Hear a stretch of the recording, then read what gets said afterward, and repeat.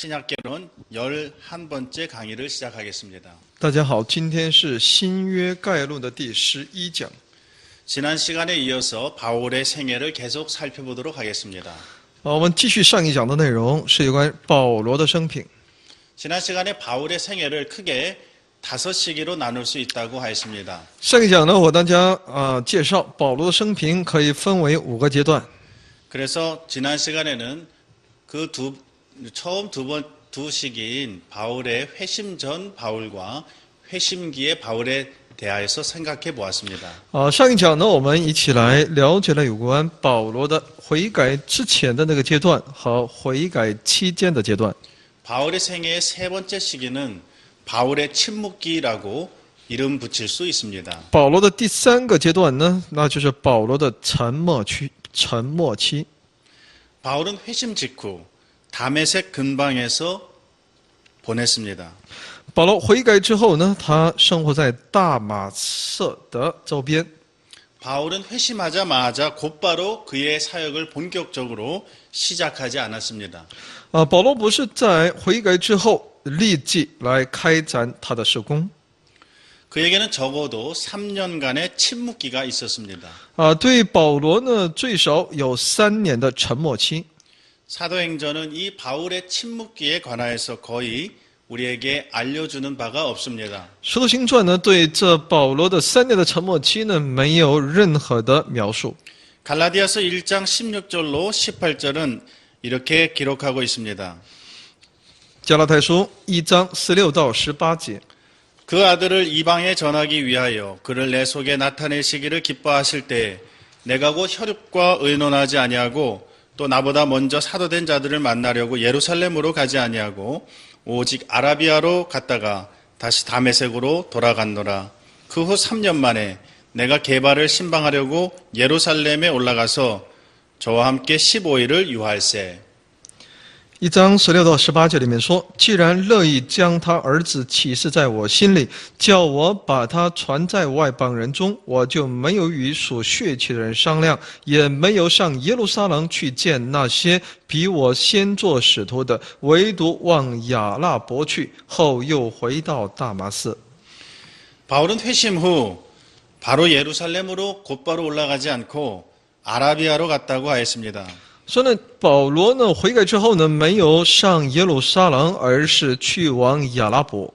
아라비아 강가에서 정확히 얼마나 머물렀는지는 알 수 없으나 적어도 3년은 넘지 않았다는 것을 알 수 있습니다. 我们虽然不晓得他在亚拉伯旷野待了多长时间，但我们借着18节也能够看到，最起码他没有超过3年。 이 기간 동안 바울은 성령의 인도하심에 의해 예수께서 하나님의 약속하신 메시아라는 사실이 가지는 이 풍성한 의미와 함께 그러한 메시지를 이방인들에게 전달해야 한다는 자신의 사명을 깨닫게 되었을 것이 분명합니다. 虽然我们清楚的能够知道的一点呢，那就是在这段期间当中呢，保罗能够对自己的使命，也就是借着圣灵的带领，要把这位神所应许的弥赛亚，也是针对这位耶稣的信息呢，要传递给那些外邦人的这样的使命，他是在这段期间能够更加清楚的能够认识。 그래서 아마도 바울은 이 아라비아에서 본격적인 선교 활동을 시작했다기보다는 그리스도와 깊이 교제하고 그에게서 직접 계시를 받는 일을 주로 하였을 것으로 생각됩니다. 所以我们认为保罗在其亚拉伯的亚拉伯的期间呢，他不是直接从事宣教活动，而是在这里直接与这位主交通，从主那里领受那启示。 물론 그는 거기에서 자신의 사역을 놓고 간절히 기도하였을 것입니다. 当然，他在这段期间当中呢，针对自己的事工，肯定在神面前有迫切的祷告。 모든 복음 일꾼들에게 있어서 이와 같이 침묵기는 매우 중요하다고 생각됩니다. 所以呢，针对所有的那些传道人来说，为了福音，真的每个人也都需要那一段的沉默期。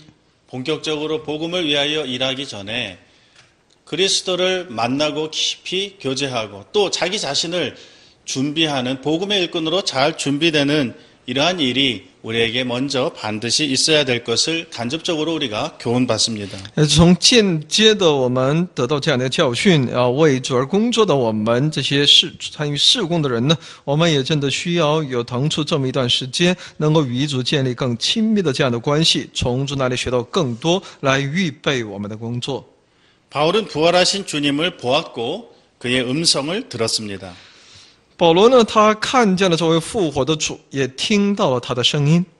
바울은 예수 그리스도의 계시를 받았다고 하였고 이것은 곧 바울의 복음의 원천이 되었습니다. 保罗说，他领受了耶稣基督的启示，这启示也就成为保罗事工的源泉。 그래서 바울은 자신이 사람에게서 배우지 않고 예수 그리스도의 계시를 직접 받은 자라는 사실을 늘 강조하였습니다. 所以他不断地强调自己不是从人那里领受的，而是从基督耶稣基督那里基督的启示而领受的。 고린도전서 11장 23절에도 내가 너희에게 전한 것은 주께 받은 것이니라고 하였습니다. 哥林多前书11章23节也在告诉我们，他所传的那就是从主那里，我所传的是从主那里所领受的。 갈라디아서 1장 1절에서도 사도 바울은 자기 자신을 소개하면서 이렇게 말합니다.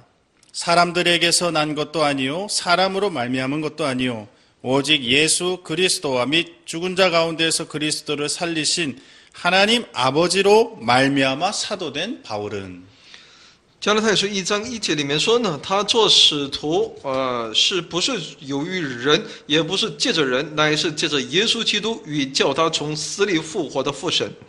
또 갈라디아서 1장 12절에도 내가 사람에게서 받은 것도 아니요 배운 것도 아니요 오직 예수 그리스도의 계시로 말미암은 것이라라고 하였습니다. 加拉太书1章12节里面说呢，因为我不是从人领受的，也不是人教导我的，乃是从耶稣基督启示来的。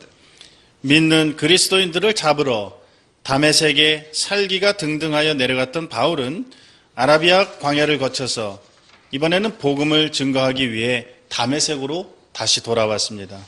那么说，为了抓捕那些信基督的那些基督徒，他杀气腾腾的曾经去往大马色的这个保罗呢，他却从在经历那亚拉伯旷野之后呢，他这一次呢是为了传递福音，为福音做见证，他回到了大马色。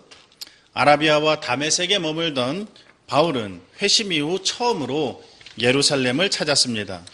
一直居住在亚拉伯和大马色的保罗呢，悔改之后第一次来到耶路撒冷。 바울이 처음 예루살렘을 떠났을 때에는 살기가 등등하여 교인들을 박해하기 위하여 예루살렘 성문을 나섰지만 그 바울이 이제 회심한 후 교회의 사도들을 만나기 위해 다시 예루살렘으로 들어온 것입니다. 曾经离开耶路撒冷的时候，扫罗，也就是保罗呢，是杀气腾腾，想要去逼迫那些教会的信徒。但这是他要回那耶路撒冷的时候呢，他就是为了去遇见那些教会的使徒们。 거기에서 그는 게바, 곧 베드로와 주의 형제 야고보를 만났습니다. 在那里，他遇见了基法，也就是彼得和主的兄弟雅各。 이때의 일은 갈라디아서 1장에 자세히 기록되어 있습니다. 这些内容呢，详细的记录在加拉太书第1章的内容当中。 하지만 사도행전 9장 26절 이하의 말씀을 보면 이때까지만 해도 바울은 예루살렘 교회에 여전히 공포와 두려움의 대상이었음을 알 수 있습니다. 但《使徒行传》9章26节里面以下当中能够看到，直到这个时候，保罗在耶路撒冷教会里面也是一个令人恐惧的一个对象。 물론 바울이 예루살렘에 들어가기 전에 바울이 이미 회심하였다는 소문은 틀림없이 퍼져 있었을 것입니다. 当然，保罗在进耶路撒冷之前，上耶路撒冷之前呢，有关保罗已经悔改了的这样的一个传闻呢，肯定已经传到了那里。 그러나 사람들은 그것을 믿을 수 없었던 것입니다. 但人们却无法相信这一事实。 여기에는 어떤 치밀한 전략이 숨겨져 있는지도 모르는 일이었습니다. 他们可能会觉得，在他的这样的传言当中，肯定也会有他的一些阴谋。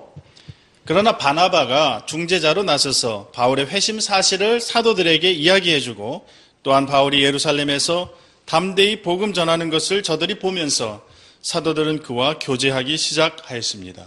但借着巴拿巴的他的一些在中间所起的一些作用，通过保罗这些悔改的一些事实的一些介绍，再通过保罗在耶路撒冷能够刚强壮胆的能够传递福音的这么一个光景呢，使徒们呢愿意与他们交往，与保罗交往。 바나바는 그러한 중재를 하기에 적당한 사람이었습니다. 巴拿巴呢，就是一个最适合做中间人的这么一个人。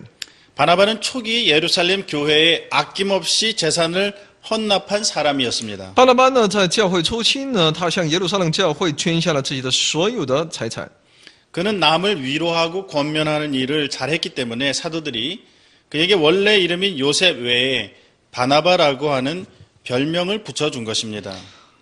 因为他呢，平时呢，也善于去安慰别人、劝勉别人，所以呢，使徒们给他起名叫巴拿巴，因为他原先的名字叫约瑟的。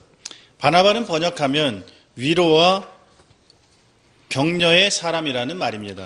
巴拿巴我们要翻译的话呢，它的意思呢就是劝慰者的意思。 바울은 이 첫 예루살렘 방문 시기에 15일간 예루살렘에 유하였다고 기록되어 있습니다. 保罗在这第一次的访问耶路撒冷的这一事件当中呢，他在耶路撒冷居住了15天。 베드로가 바울을 회심시킨 것은 아니지만 베드로는 이러한 시기에 예루살렘에서 예수의 사역과 가르침에 대하여 많은 증언들을 해주었을 것이고 바울 역시 베드로의 이러한 증언에 많은 관심을 가지고 많은 것을 배웠을 것입니다. 彼得呢，对，可能彼得不是他自己来使保罗悔改的，但他也肯定对针对耶稣的事工，还有他的教训，还有他的证言呢，讲述给他，我们也相信保罗对这些信息呢，也有了很多的关注，并学到了很多。 그러면 바울의 침묵기는 여기서 끝나고 있습니까? 那么保罗的沉默期是不是到此来结束呢？ 예루살렘에서 보름간 지내는 동안 그의 생명이 위험하게 되었습니다.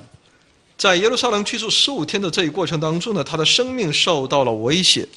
사도행전 9장 30절을 보면 사도 바울이 예루살렘에서 복음을 전하면서 그곳 사람들이 이제 헬라파 유대인들과 함께 말하며 변론하는 바울의 모습을 보면서 사람들이 바울을 죽이려고 힘썼다고 하였습니다.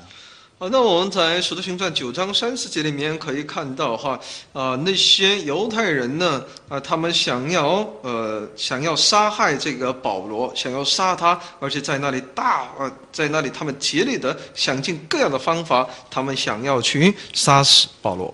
형제들이 이러한 사실을 알고 바울을 항구 도시였던 가이사랴로 보냅니다. 那么那些弟兄们呢，就知道了这一事件之后呢，阴谋之后呢，就送他下那该撒利亚。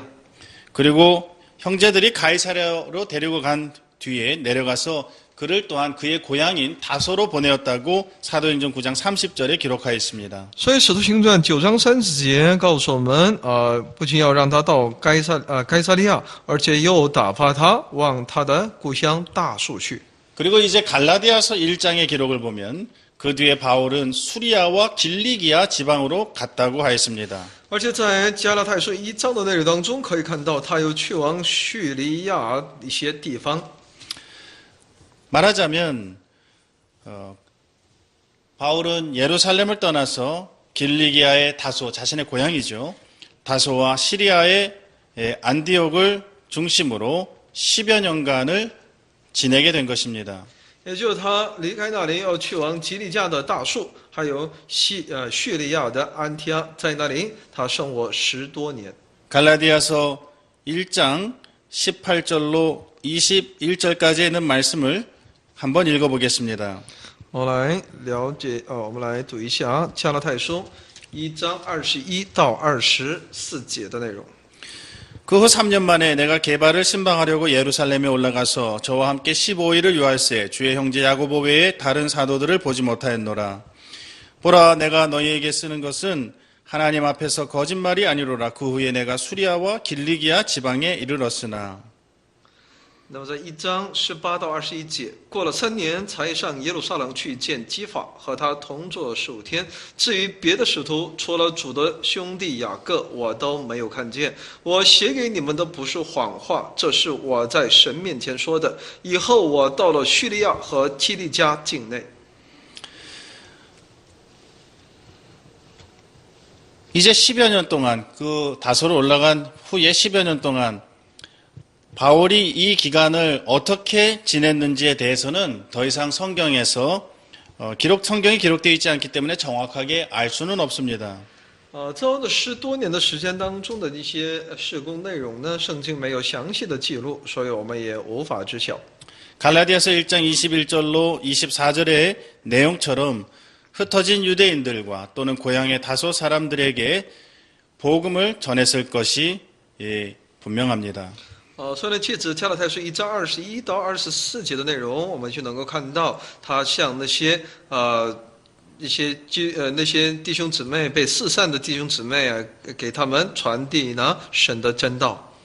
어떤 의미에서 그래서 이 기간은 바울에게 있어서 바울의 생애에 있어서 두 번째 침묵기라고 이름 붙일 수 있을 것입니다. 所以呢，可以说这段期间呢，是对于保罗来说是第2个沉默期。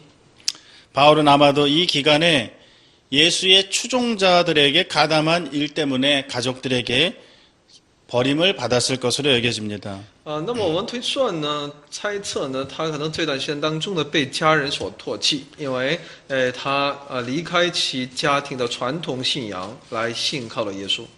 고린도후서 12장에서 주께서 보여주신 환상과 계시에 대하여 사도 바울이 이야기하고 있는데 그 3층 천의 셋째 하늘의 그러한 신비한 경험도 바로 이러한 기간에 일어나지 않았을까 여겨집니다.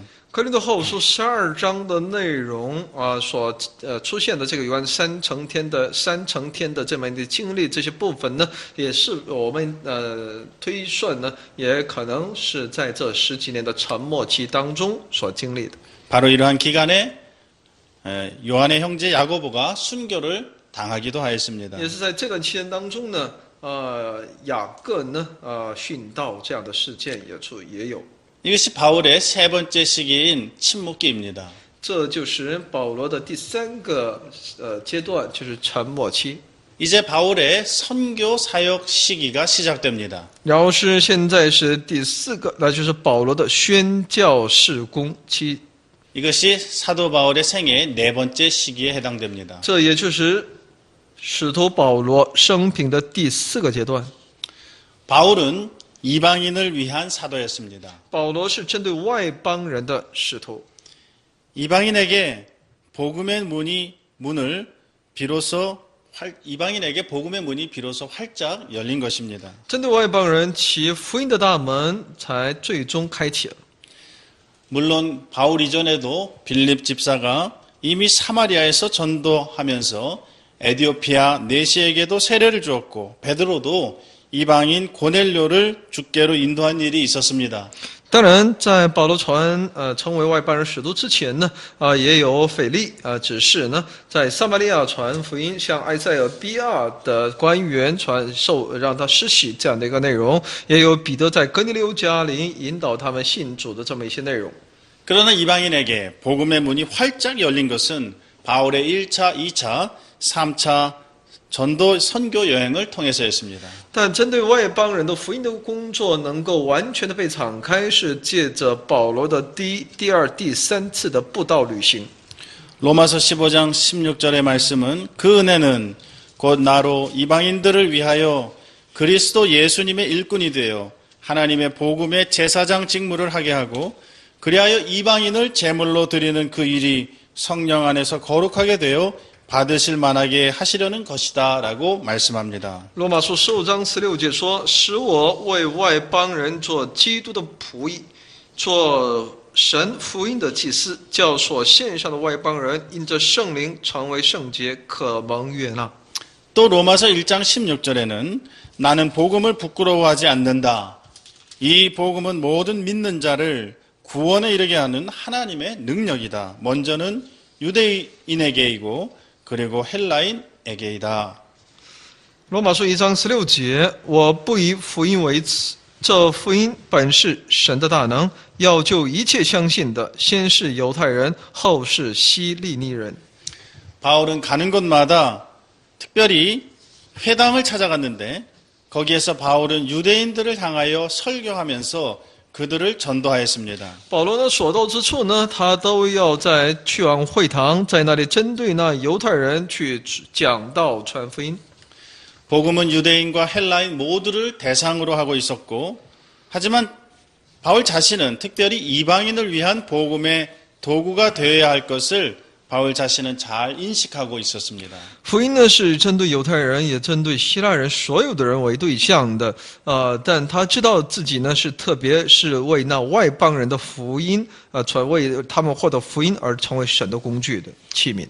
사도행전 22장 17절로 21절에 뭐라고 말씀하십니까? 후에 내가 예루살렘으로 돌아와서 성전에서 기도할 때 비몽사몽간에 봄에 주께서 내게 말씀하시되 속히 예루살렘에서 나가라.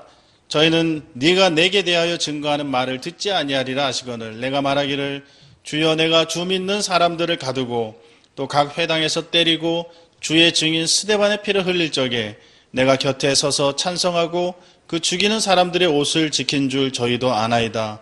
나더러 또 이르시되 떠나가라. 내가 너를 멀리 이방인에게로 보내리라 하셨느니라고 하였습니다. 使徒行传22章17到21节。后来我回到耶路撒冷，在店里祷告的时候，魂游向外，看见主向我说：“你赶紧的离开耶路撒冷，不可迟延，因你为我做的见证，这里的人必不领受。”我就说：“主啊，他们知道我从前把信你的人收在监里，又在各会堂里鞭打他们，并且你的见证人司提反被害流血的时候，我也站在旁边欢喜，又看守害死他之人的衣裳。主向我说：“你去吧，我要差你远远的往外邦人那里去。” 바나바는 시리아의 안디옥에서 사역을 하게 되었습니다. 그 이유는 이제 안디옥에서 믿는 제자의 수가 점점 많아지게 됐기 때문에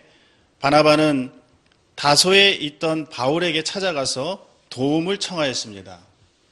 巴拿巴呢，他的事工是在叙利亚的安提阿。当安提阿的这些信主的人越来越多的时候呢，巴拿巴就来到大树，来邀请的保罗能够帮助他。 그래서 안디옥에서 1년을 바나바와 바울이 함께 동역한 뒤에 이제 두 번째로 예루살렘에 방문한 일이 사도행전에 기록되어 있습니다. 所以《使徒行传》记录着他们俩一起有1年的时间在安提阿服侍，并第2次上耶路撒冷访问的这么一个内容。 사도행전 11장 25절, 26절에 보면 바나바가 사울을 찾으러 다소에 가서 만남에 안디옥에 데리고 와서 둘이 교회에 1년간 모여 있어 큰 무리를 가르쳤고 제자들이 안디옥에서 비로소 그리스도인이라 일컬음을 받게 되었더라고 하였습니다. 在《使徒行传》11章25到26节里面说，他又往大树去找扫罗，找着了，就带他在到安提阿去。他们只有1年的功夫，和教会一同聚集，教训了许多人，门徒称为基督徒，是从安提阿起手。 그렇게 1년 동안 열심히 안디옥 교회에서 동역하고 있던 바울과 바나바는 예루살렘 교회에 글라우디오 때에 흉년이 들었다는 소식을 듣고 형제들이 힘을 합하여서 구제 헌금을 마련하여서 부조를 보내기로 작정하고 이를 실행하여 바나바와 사울의 손으로 장로들에게 보내었기 때문에 이 기회에 사도 바울은 회심한 이후에 두 번째로 예루살렘에 방문하게 된 것입니다. 所以呢，巴拿巴和保罗呢，他们在第2次访问耶路撒冷的时候呢，是因着那里有那些饥荒，所以呢，安提阿的教会呢，就来募捐，来把这些款项呢交给他们，让他们能够把它带到那耶路撒冷，来周济耶路撒冷教会的那些艰难。 바울이 두 번째 이 예루살렘 방문을 마치고 다시 안디옥으로 돌아왔을 때 바울은 안디옥 교회가 파송하는 선교사가 되어서 바나바와 마가와 함께 우리가 잘 알고 있는 1차 선교 여행을 이제 비로소 떠나게 됩니다. 保罗在结束第二次对耶路撒冷的访问之后，回到安提阿的时候呢，安提阿教会呢，就把他并巴拿巴还有马可呢一同差派，让他们去执行，也就进行第一次布道旅行。 이들이 제일 먼저 방문한 곳은 바나바의 고향이었던 구브로였습니다. 他们第一次所访问的地方那就是巴拿巴的他的故乡。 구브로는 큰 섬인데 이 섬의 바보라 하는 곳에서 바울이 처음으로 로마의 총독 서기오 바울에게 복음을 전하였다고 하였습니다. 那么他的故乡，也就是姑布罗呢，是一个巴伯这个地方呢，就是这个岛屿是巴拿巴的故乡，在那里他们遇见了罗马的总督。 그들은 구브로를 지나서 밤빌리아를 지나 비시디아 안디옥, 이고니온과 갈라디아의 속주 루스드라와 더베까지 가서 복음을 전하였습니다. 他们从这里开始，一直到安提阿，还有加拉太的一些地方，还有卢斯特拉还有这些地方一直来传递上帝的福音。 더베까지 이른 바울 일행은 다시 역순으로 돌아오면서 루스드라, 이고니온, 비시디아 안디옥의 교회들을 되돌아보았습니다. 从德贝，他们又重新往回走，一直回到就是比西迪亚，还有那安提阿的这些教会。 이들은 다시 해상으로 안디옥에 있는 교회에 돌아와서 자신을 파송한 교회에 말하자면 선교 보고를 하고 그동안 하나님이 함께 행하신 모든 일과 이방인들에게 믿음의 문을 여신 것을 고하면서 제자들과 함께 오래 있었다고 사도행전 14장에 기록되어 있습니다. 使徒行传14章有记录，他们要借着海路回到安提阿，并在那里把上帝在他们一行当中所行的那些神的工作，还有在外邦人当中开启信心的大门，这些内容都告知那些门徒。 바울의 1차 선교 여행에 관한 기록은 사도행전 13장과 14장에 기록되어 있습니다. 有关第一次布道旅行的内容呢，记录在《使徒行传》第13章和第14章的内容当中。 이방인들에게 복음이 확장되고 있다는 소식을 듣고 안디옥 교회가 기뻐한 것은 당연했습니다. 安提阿教会听到福音在外邦人当中不断的被扩散，安提阿教会感到非常的喜乐。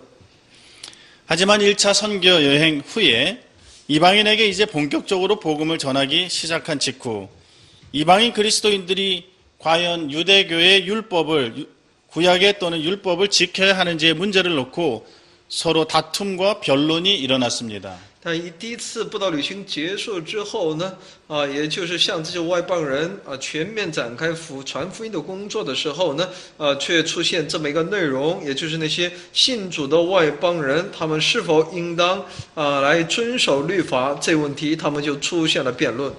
그래서 안디옥 교회는 바울과 바나바와 및 다른 안디옥 교회 사람들을 예루살렘에 보내서 과연 교회의 공식적인 입장은 무엇인가 하는 것을 알아보기로 하였습니다. 因此呢，他们就把保罗和巴拿巴并安提阿教会的其他人员呢，把他们派到耶路撒冷教会，要争取听取耶路撒冷教会的一个公开的，也就是他的正式的一个立场。 이것이 소위 예루살렘 공유회로 알려진 그 회의가 소집된 배경이었습니다. 这也就是呢耶路撒冷公会所召集的这么一个背景。 약 주후 49년경 사도행전 15장에 기록된 대로 예루살렘 공유회가 열려서 거기에 사도들과 또 안디옥 교회로부터 온 제자들을 함께 모아놓고 과연 이방인들에게 복음을 전하면서 무엇까지 요구할 것인가 하는 문제를 놓고 논의하면서 이방인들에게 할례를 요구하지 말 것을 공식적으로 결의하였습니다. 所以在主后49年，在耶路撒冷会议，也在使徒行传15章当中所告诉我们的那种信息啊，那就是在这次会议当中呢，来一起来研讨有关针对外邦人在给外邦人传福音的过程当中，到底应该向他们要求到哪一个度啊？最后呢，决定针对割礼呢，对外邦人的传福音当中，割礼是不在其要求的项当中。 사도행전 15장 30절에 이제 그러한 결의가 이루어진 이후 바울과 바나바 일행은 안디옥으로 가서 무리를 모은 후에 그 공식 편지를 전하여주고 읽고 그 위로한 말을 가지고 서로 기뻐하였다고 기록하고 있습니다. 那么在《使徒行传》15章30节以下说呢，他们既奉了差遣呢，就下那个安提阿去聚集众人，交付书信，把教会的决定告诉他们。众人念了呢，因为念了其心上安慰的话，就欢喜了。 예루살렘 공유회 이후에 바울은 3년간 2차 선교 여행을 떠났습니다. 在耶路撒冷会议之后呢，保罗呢，在借着3年的时间呢，进行了第2次布道旅行。 이때 바울은 바나바와 마가와 동행하는 대신 신라와 함께 여행을 떠났습니다. 这次呢，保罗没有与巴拿巴和马可同行，而是与希拉同行。 바울의 2차 선교 여행은 사도행전 16장에서부터 18장까지 기록되어 있습니다. 使徒保罗的这个第2次布道旅行的内容呢，是记录在《使徒行传》16章到18章的内容。 사도 바울은 1차 선교 때에 자신들이 복음을 전했던 그 지역을 먼저 돌아보았습니다. 他首先呢来去巡视呢，在第1次布道旅行当中所巡视过的那些地方。 그리고 사도행전 16장 9절에 기록된 대로 성령이 아시아에서 말씀을 전하게 못하게 하셔서 부르기아와 갈라디아 북부 갈라디아로 올라갔습니다. 虽然在《使徒行传》16章9节里面所讲的因为圣灵不允许他到继续来让他在亚洲传福音所以呢，他要到那个往马其顿这一方向来去传递神的福音。 그는 그래서 북쪽의 비두니아와 소아시아의 에베소 쪽으로 가려고 하였지만 성령께서 이를 막으셔서 갈 수 없었던 것입니다. 他本来是想要到亚洲这一部分来去传递神的信息的，但因为圣灵却阻止他，所以呢，他没能够继续来传。 성령께서 어떻게 막으셨는지 그 방법에 대해서는 알 수 없지만 바울이 분명하게 알 수 있을 정도로 명확하게 막으셨다는 것은 분명합니다. 当然，圣灵是具体如何来阻止他，是我们所不知道的。但是呢，我们所知道的是，圣灵的确用他的方法来使保罗有了转向。 드로아에 머물고 있던 바울은 밤에 환상을 통해 마게도냐 사람이 도움을 구하는 것을 보게 되었습니다. 那么他借着保罗呢，借着这个意象呢，他看到马其顿人呢站在那里求他让他能够渡到马其顿来帮助他们。 밤에 환상이 바울에게 보이니 마게도냐 사람 하나가 서서 그에게 청하여 가로되 마게도냐로 건너와서 우리를 도우라 하거늘. 사도행전 16장 9절 말씀입니다. 在《使徒行传》16章9节里面说呢，在夜间有异象显于保罗，有一个马其顿人站着求他说：“请你过到马其顿来帮助我们。” 바울은 이것을 하나님의 부르심으로 받아들였습니다. 他把这个呢当作是神对他的呼召。 바울이 마게도냐 지방으로 떠나서 복음을 전하게 됨으로써 우리가 알고 있는 대로는 유럽 지역의 복음이 처음으로 전파되게 되었습니다. 因着这一事件呢，那我们可以知道，这个福音在欧洲呢第一次开始传递。 빌립보에 도착한 바울은 루디아를 순적히 만나서 루디아와 그 집에 복음을 전하고 그들을 구원하였습니다. 那么他就到达那里，然后并在那里遇见吕底亚，并让吕底亚能够信主归主。 귀신 들린 여인에게 귀신을 쫓아냄으로써 고소를 당하고 매를 맞고 감옥에 갇히는 일도 빌립보에서 겪었습니다. 在腓立比呢，他在那里因为去赶鬼，使妇人得释放等等的一些事工呢，他也被陷害，下到监里。 이때 바울과 실라가 옥에서 찬송하였을 때 터가 흔들리고 착고가 풀리는 일이 일어났습니다. 那么保罗、希拉呢，在狱中，当他们赞美这位上帝的时候呢，他们也经历了那神迹启示，他们的这个地大震动。 하지만 모든 것이 합력하여 선이 이루어지도록 하시는 하나님의 기이한 섭리로 거기에서도 빌립보 간수장과 그 가족이 구원을 받는 일이 있었습니다. 但我们知道，神在神那里万事都互相效力的。他们借着这一事件呢，那狱卒和他的一家人都得救了。 바울은 이어서 데살로니가와 베레아 그리고 아덴으로 가서 복음을 전하였습니다. 保罗继续向那帖撒罗尼迦、还有庇利亚、还有那雅典来传递福音。 바울이 아덴의 아레오바고에서 행한 연설은 유명합니다. 保罗在传福音的过程当中，在雅典所传讲的其讲道演说是非常著名的， 설교라고 해야 되겠습니다. 可以说是一种讲道。 그 다음 바울 일행은 고린도로 갔습니다. 然后他们的一行去往哥林多。 고린도는 상업의 중심지로 온갖 종류의 악덕의 온상지였습니다. 哥林多在当时是商业中心，是一切那些不好的还是一切邪恶的一种温床。 그는 이곳에서 18개월을 머물면서 고린도를 복음 사역의 전진 기지로 삼았습니다. 他在这里停留18个月，让哥林多成为福音事工的一个根据地。 고린도에서의 사역 이후 바울은 에베소를 거쳐 배편으로 다시 자신을 파송한 가이사랴를 거쳐서 안디옥으로 돌아갔습니다. 이것이 2차 선교 여행의 끝이 됩니다. 他在结束在哥林多的事工之后呢，他途经以弗所，他坐船重新回到该萨利亚，并从那里重新回到那安提阿，这就是第二次布道旅行。 여러분들이 지도를 펴놓고 보시면서 사도행전 16장부터 18장까지의 내용을 다시 한번 찬찬히 짚어보시면 많은 유익이 될 것입니다. 大家能够翻开那个地图，边看地图边了解《使徒行传》16章到18章的内容的话呢，对大家的益处会更多。 잠시 안디옥에 머문 뒤 바울은 곧바로 3차 선교 여행을 떠났습니다. 在安提阿停留一段之后呢，保罗又开始了第3次布道旅行。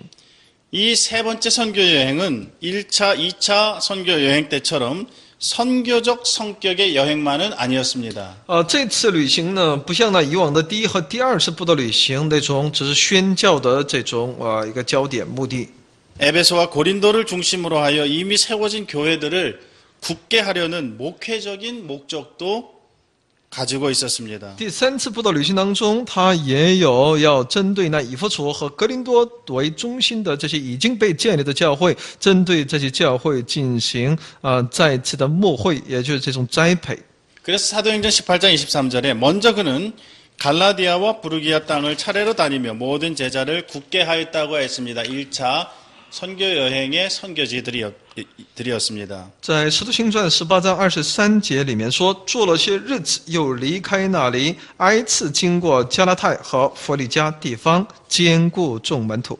그리고 바울은 비시디아 안디옥을 지나 에베소에 도착하였습니다. 他又途经以弗所，到安提阿。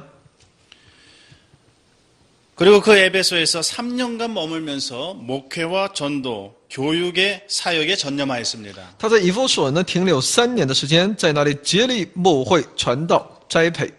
에베소에는 우리가 잘 아는 두란노 서원이 있었습니다. 在以弗所呢，有我们所了解的突然诺书院。 그는 그곳에서 하나님 나라에 대해 강론했습니다. 他在那里传讲有关神的国。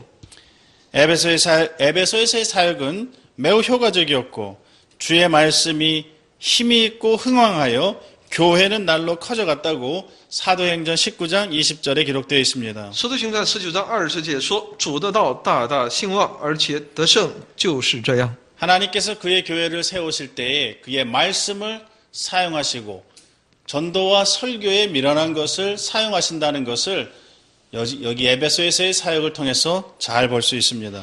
接着在以弗所的这个事工呢，我们可以看到神是借着他所拥有的他的一些一切他所拥有的才华呢，来去为主而工作。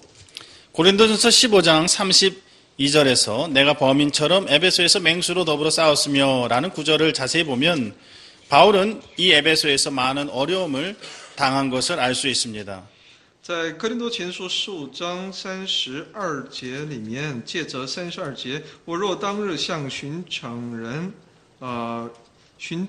副社教，哥林多副社教， 고린도전서, 예, 고린도전서 15장 32절입니다. 在15章32节里面说：“我若当日像寻常人在以弗所同野兽战斗，那与我有什么益处呢？若使人不复活，我们就吃喝，因为明天要死了。” 에베소는 고대 세계의 경이로운 건축물들 중 하나로 유명했던 아데미의 대신전이 있던 곳입니다. 在以弗所呢，是在当时拥有全世界在当时世界最为著名的建筑物当中的一个，那就是非常著名的叫阿데미。 그곳에는 아데미의 사당을 은으로 만들고 꾸몄던 사람들이 많이 있었는데 실은 그 산업은 에베소의 제2대 종교 산업이었습니다. 这就应运而生的，就是针对这个大的神殿为从事那些各行手工业的，他们做那个偶像，做银匠他们做偶像来制造偶像来才赚取一些钱财来生活的。所以呢，这一产业呢，可以说在当时是以弗所的第2大宗教产业。 바울이 에베소에서 복음을 전하여 많은 이들이 우상을 버리고 회개하는 일이 일어나자 이에 불만을 품은 이교도들이 도시에서 폭동을 일으키는 사태가 있었던 것도 이런 맥락에서 이해가 됩니다. 所以呢，保罗在以弗所传递福音，人们开始丢弃偶像，并兴起悔改的这种运动的时候呢，对此而有很多不满的那些异教徒，他们在城市当中引起暴动，想要去抵挡，也就是反对这么一个传福音所带出的这种复兴，是可以理解的。 그래서 그는 2차 선교지였던 빌립보와 데살로니가와 베레아 지역을 재방문한 뒤에 고린도에서 3개월을 머물게 됩니다. 所以呢，他在第2次布道旅行当中所建立的腓立比、帖撒罗尼迦、比利亚这些地区呢，他重新拜访之后呢，他在哥林多呢停留了3个月。 그는 3차 선교 여행이 끝날 무렵 자신이 로마와 스페인에게까지 가서 복음을 증거해야 할 것을 구체적으로 계획하고 기도하고 있었습니다. 在第3次布道旅行结束的时候呢，他已经具体的要计划，他要到罗马，要到西班牙呢来去传递福音。 그러나 그는 로마로 가기 전에 먼저 예루살렘 교회를 가기를 원했습니다. 但他在去往罗马之前呢，他想要先到耶路撒冷。 고린도 전후서에 기록된 대로 예루살렘 교회를 위하여 이방인 교회들이 모은 구제 헌금을 가지고 마지막으로 예루살렘에 방문하기를 원하였던 것입니다. 就像圣经里面所告诉我们的，他愿意带着那些外邦教会呢所募捐的那些捐款呢，他想要再次访问耶路撒冷教会。 많은 사람들이 바울에게 예루살렘으로 올라가지 말라고 그를 만류하였습니다. 很多人都劝勉他想要阻止他再次去往耶路撒冷。 그러나 바울은 주 예수의 이름을 위하여 결박받을 뿐 아니라 예루살렘에서 죽을 것도 각오하였노라라고 사도행전 21장 13절에서 말하며 예루살렘을 향해 올라갔습니다. 但他在使徒行传21章13节里面说呢，他甘心为耶稣为主耶稣的名来去面对那死亡的威胁，他毅然的向那耶路撒冷去了。 그는 결국 예루살렘으로 올라갔고 예루살렘에서 그는 오순절을 지내기 위하여 올라온 유대인들과 소동이 일어나서 천부장은 이 일을 수습하려고 개입하였고 바울이 로마 시민인 것을 알게 되어 그를 가이사랴로 이송하는 일이 벌어졌습니다. 那么他在当时呢，他在上耶路撒冷的时候呢，是当时刚好是因为是五旬节，要过五旬节，很多犹太人聚集在那里，他们看到保罗好像做一些违背他们以往所主张的这些内容而且呢，并与那些纳西尔人同行。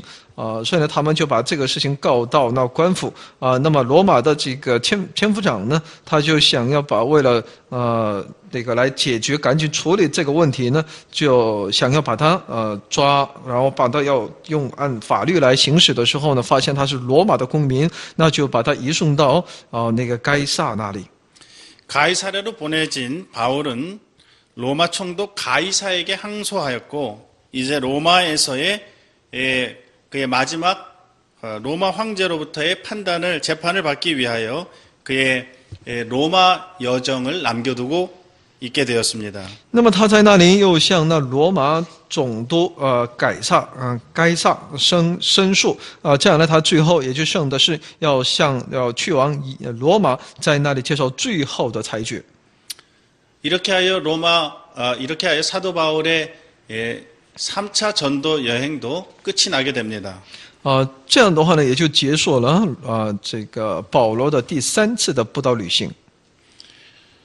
그는 이 모든 1차, 2차, 3차 전도 여행 동안에 그의 생계를 유지하기 위해 일하면서 복음을 전하였고 수고에 넘치도록 하고 옥에 갇히기도 더 많이 하고 매도 수없이 맞고 여러 번 죽을 뻔하고 유대인들에게 40에 하나 감한매를 5번 맞고 3번 태장으로 맞고 1번 돌로 맞고 3번 파선하는데 일주야를 기품으로 지냈으며 여러 번 여행에 강의 위험과 강도의 위험과 동족의 위험과 이방인의 위험과 신의 위험과 광야의 위험과 바다의 위험과 거디 형제 중의 위험을 당하고 또 수고하고 애쓰며 여러 번 자지 못하고 줄이며 목마르고 여러 번 굶고 춥고 헐벗었습니다. 所以呢，他为了来完成自己的使命呢，他所经历的是真的是我们无法想象的。他说呢，我比他们多受苦难，多下监牢，受鞭打过重，冒死是有屡次有的。被犹太人鞭打5次，每次40剑去1下；被棍打了3次，被石头打了1次。遇着船坏3次，1昼1夜在深海里，又屡次行远路，遭江河的危险、盗劫的危险、同族的危险、外邦人的危险、城里的危险、旷野的危险、海中的危险、假弟兄的危险，受劳碌，受困苦，多次不得睡，又饥又渴，多次不得食，受寒冷，赤身露体。 그는 환난 가운데서 복음을 증거하였지만 그의 영향력은 실로 놀라웠습니다. 他在患难当中传福音，为福音而做见证，但他的影响力是惊人的。 10년도 채 안 되는 기간 동안에 사도 바울은 로마 제국의 주요한 4속주 즉 갈라디아, 마게도냐, 아가야, 아시아의 교회를 일구었습니다.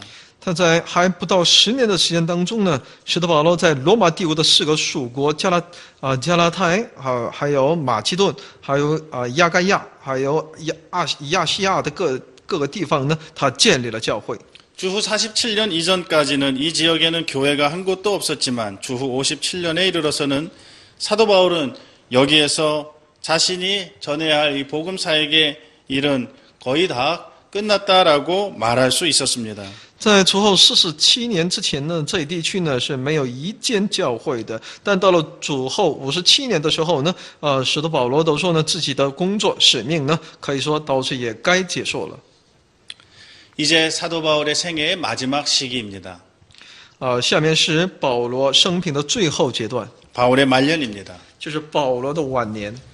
이제 바울은 가이사랴에서 로마행 배에 몸을 실었습니다. 他从该撒利亚呢要去往罗马。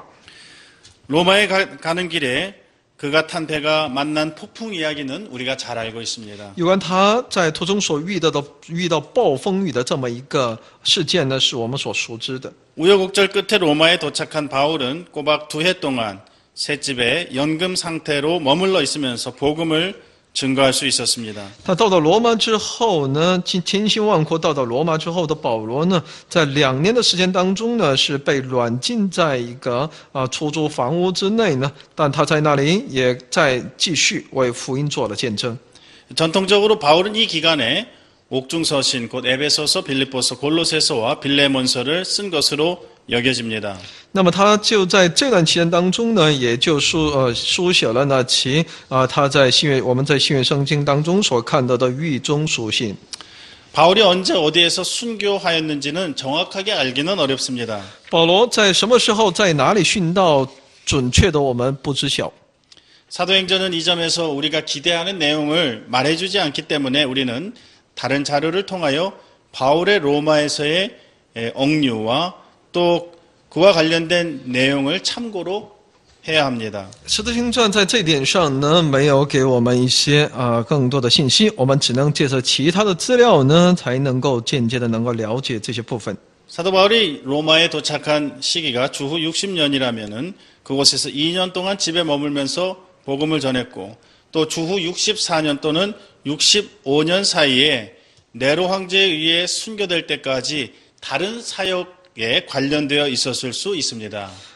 如果我们借着这些材料呢，那我们就推算呢，他到达罗马的时候是公元60年，然后在那里待了2年，被软禁，在那里一直在传福音所以呢，他的殉道这些部分呢，可能是在主后64年或者65年以后，是因着那尼禄皇帝可能在这段期尼禄皇帝执政的时候呢，可能是被殉道的。 로마의 클레멘트는 고린도에 보내는 편지에서 사도 바울이 이 기간에 스페인에 가서 복음을 전하였다라고 기록하고 있습니다. 罗马的克莱蒙特呢，他认为呢，他在写往哥林多教会的书信当中呢，也就他说呢，有这么一个可能性，也就是在上述所讲的，在这段期间当中，他可能殉道了。